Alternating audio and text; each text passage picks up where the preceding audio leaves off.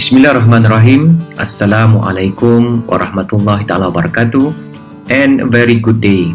First of all, Happy New Year 2021 to all of you, and we shall continue our lecture for today on the Air Breathing Engine course.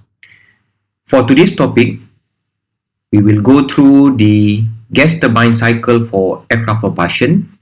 The topic is Turboprop Engine.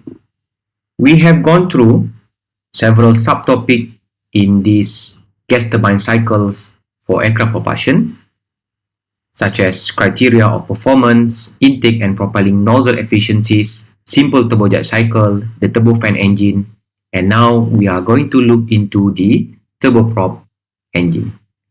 In terms of the learning outcomes, at the end of the session, you should be able to describe the thrust power generated by turboprop engine and discuss the equivalent power for turboprop engine, and finally explain a little bit in terms of the historical development of a turboprop engine. The turboprop engine differs from the shaft power units in terms of the useful output appears as jet thrust. So in this case, therefore, it is necessary to combine shaft power as well as the jet thrust, and this can be done in several ways. But in all cases, a knowledge of the aircraft speed is involved. Power must eventually be delivered to the aircraft in the form of thrust power, just as it is with a piston engine driving a propeller. The thrust power, or known as TP, can be expressed in terms of shaft power, or SP, the propeller efficiency, zeta PR, and the jet thrust F, by having this equation where we have the component of the TP, the thrust power. So we have this component of the thrust power, and we have the component of the shaft power. Of course, we have the propeller efficiency, the jet thrust, as well as the aircraft speed. Now, let us move on. In practice, the shaft power will account for a large proportion of the enthalpy drop available at the gas generator exit, and the thrust power is therefore largely dependent on the propeller efficiency, which may vary significantly with flight conditions. It is desirable to find some way of expressing the power so that it can be readily compared with that of a piston engine, and so that it is not quite so dependent on propeller efficiency.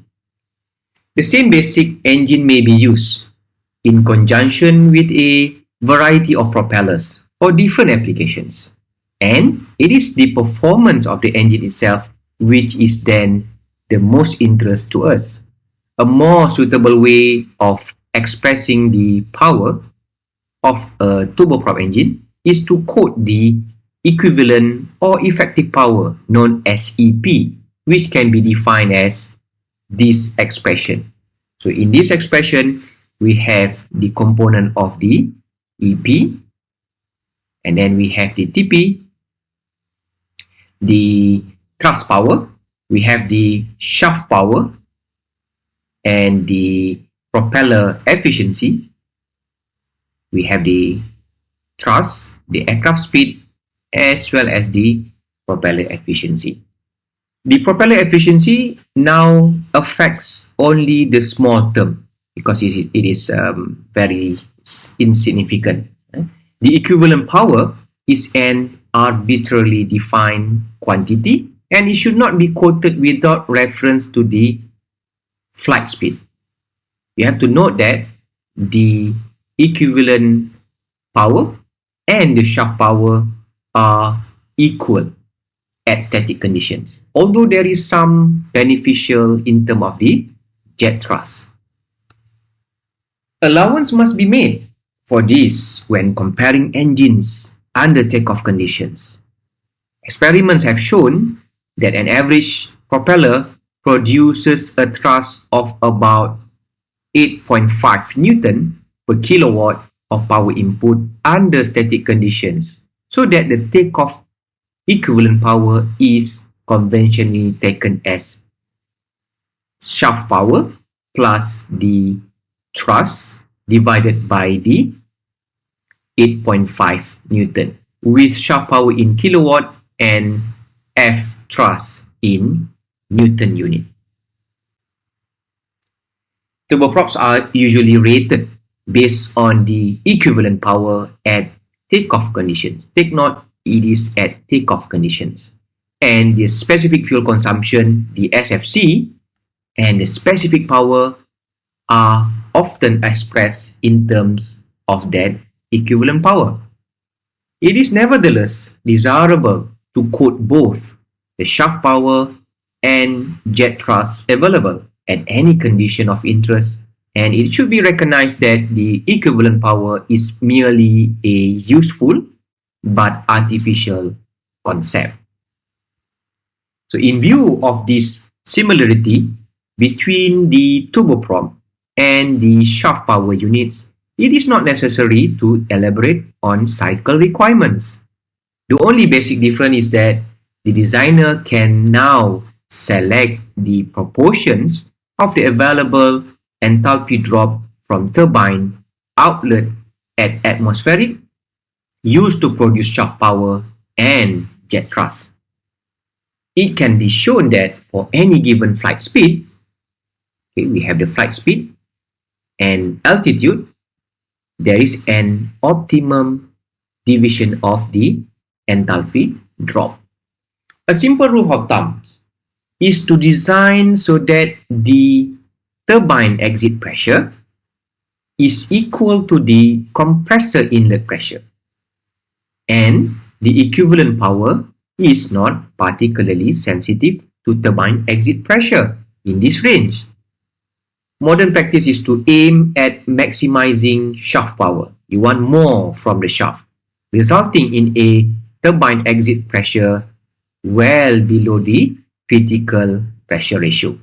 For this reason, turboprops operate with a simple straight-through tailpipe. So we have a straight-through tailpipe rather than a convergent nozzle.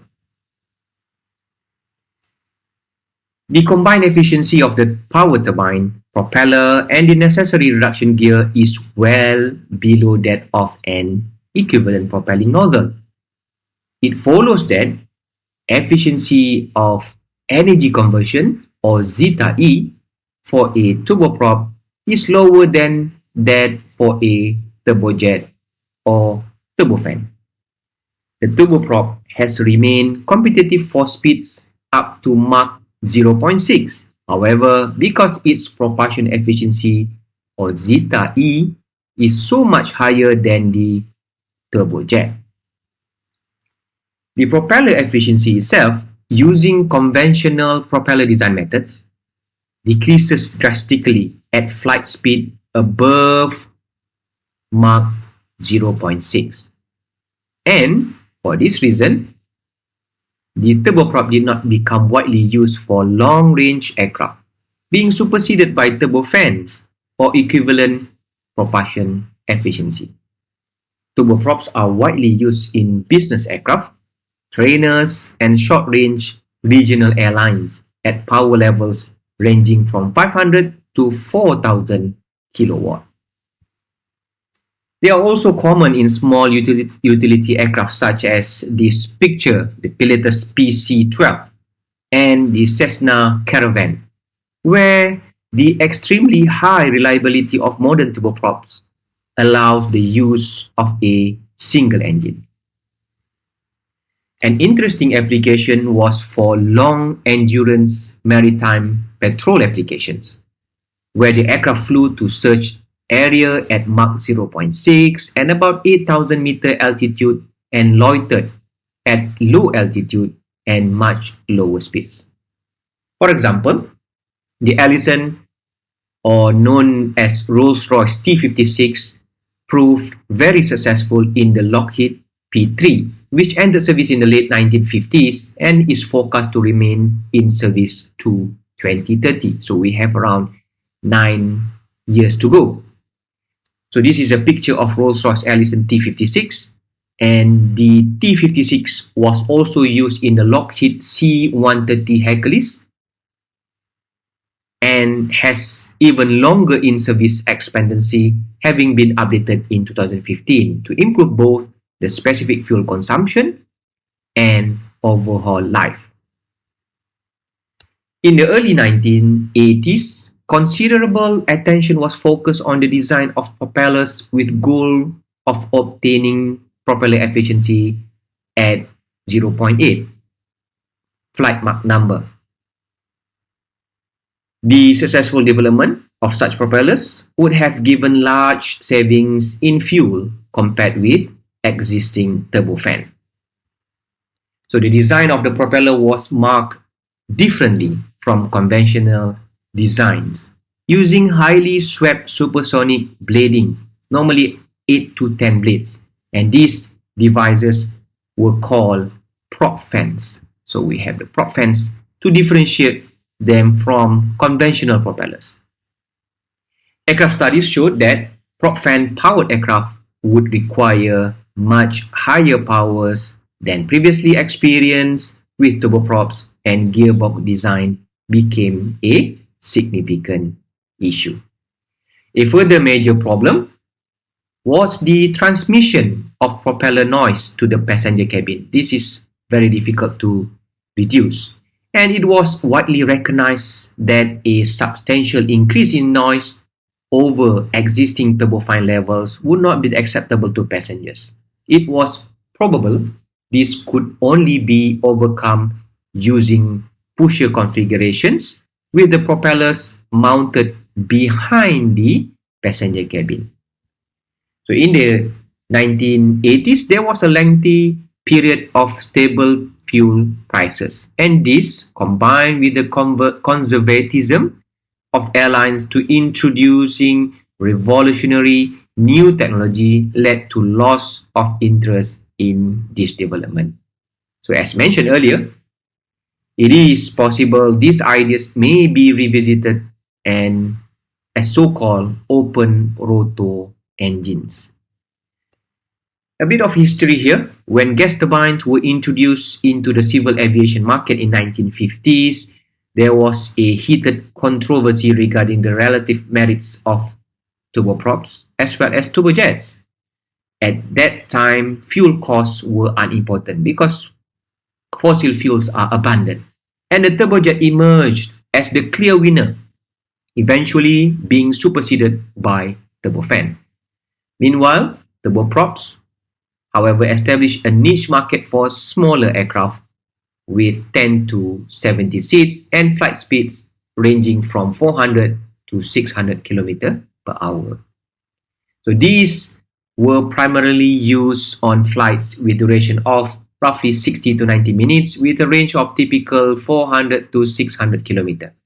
A widespread system of commuter airlines was built, providing both short-range flights between smaller centers and feeds to major airlines hubs. That what happened in Malaysia for the Firefly. Fuel prices remained stable for 15 to 20 years, and in the late 90s, the advent of turbofan regional jets with 30 to 70 seats resulted in a major shift away from turboprops because it's becoming unpopular despite the increased fuel burn of the regional jets. Aircraft such as Bombardier RJ and the Embraer 145 proved to have much higher passenger appeal than the existing turboprops, and aircraft manufacturers like BAE, Fokker, Saab, and Dornier, which eventually abandoned the turboprop field. The annual sales of turboprops also fell to about 50 and split between Bombardier Dash 8 and the ATR 4272. This is a picture of Embraer ERJ 145 turboprop aircraft. In the early 2000s, however, fuel prices increased significantly. The 30 to 70 seat regional jet become uneconomic and were replaced by larger regional jets such as Embraer 175 and 190 with a seat ranging from 90 to hundreds. The Dash 8, now known as Q400, and the ATR 42072, and the only turboprop passenger aircraft remaining in production in the Western world, and sales have recorded to about 150 per year. While this market is quite small, both Pratt & Whitney Canada and GE have planned advanced turboprops to compete in this particular market. Ever since, there has not been nearly as much development of new turboprops compared with the turbofans. The PW150 or Pratt Whitney 150 was developed from Pratt Whitney PW100, raising the power to nearly 3,800 kilowatt and was used to power the Q400 with a cruise speed of 360 knots. The Rolls-Royce developed the AE2100 based on the T56, but now with a free power turbine with an output of 4,500 kilowatt, and this was used in the C-130J and C-27 military transports. Large turboprop such as the Europrop TP400 that produces 8,000 kilowatt was developed for the Airbus A400M by multinational consortium, which entered services in 2013, and this engine drives an 8-bladed propeller with a diameter of 5.3 meter, as shown here. So this is a Europrop TP400 engine on the Airbus A400M. With that, thank you very much for your attention. We will continue on the last topic on thrust augmentation. See you then. Bye-bye and Assalamualaikum warahmatullahi ta'ala wabarakatuh.